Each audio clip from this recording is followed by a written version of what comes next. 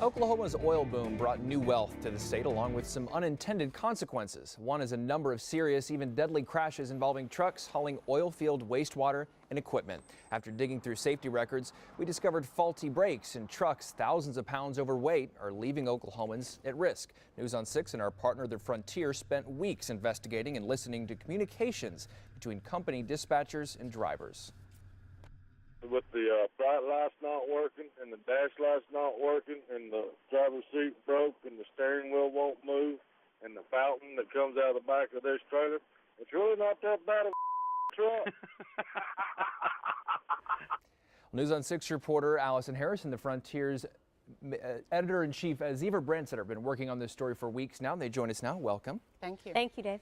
So we want to start off by talking about, with the oil boom in the last few years, most people concerned about earthquakes, and kind of talk to us about the earthquakes. Is this a major concern for us here? Yeah, certainly. So people are worried about injuries and deaths from earthquakes. It's a reasonable thing to be worried about. But these trucks that haul the wastewater that is triggering the earthquakes are causing injuries and deaths right now, dozens of them. And our reporting found that 36 people have died since 2007 in wrecks with these trucks. Wow. And so obviously you all have both of you poured through safety records, and tell us more about kind of what you found and kind of an overview of what you found. So about a third of the companies that are involved in these deadly accidents with oil field trucks have conditional safety ratings. So there's satisfactory, there's conditional, and there's unsatisfactory. And conditional, you can actually still operate even though you have a pattern of violations from the government. And so it's pretty alarming that a third of these companies involved in these deadly crashes have that conditional safety rating. Yeah, so they already had safety problems before some of these fatal accidents in some cases. And so it raises the question of how good of a job the regulators are doing.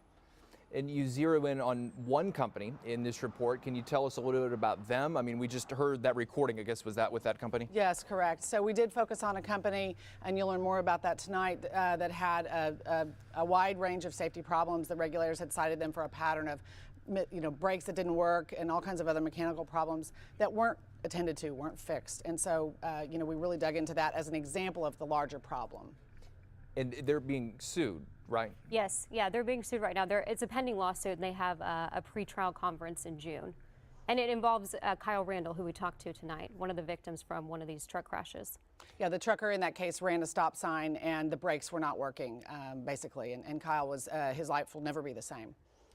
Now, we heard some of the dispatch recordings, and obviously the guys over the recordings were laughing about it and kind of making a joke. But I mean, this is really a serious issue, and so we're going to hear even more of these recordings then? Yes, and those are really alarming. I mean, in some of them, you hear them talking about the transmission in the truck falling out as they're driving. They're talking about wastewater leaking out of their trucks. They're laughing about brakes being out of adjustment.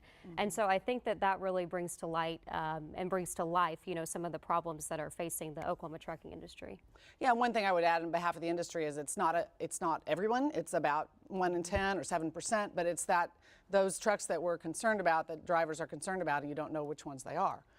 We've talked about the private sector a lot, but I mean, as far as the state, does the state view this as a problem?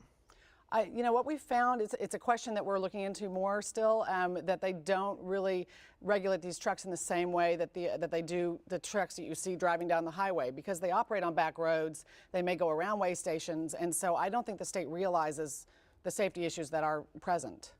Well, Ziva Brandsetter and Allison Harris, thank you very much. We're looking forward to it tonight. And again, that investigation will be tonight on News on 6 at 10. Don't miss it. Dangerous rigs on the road.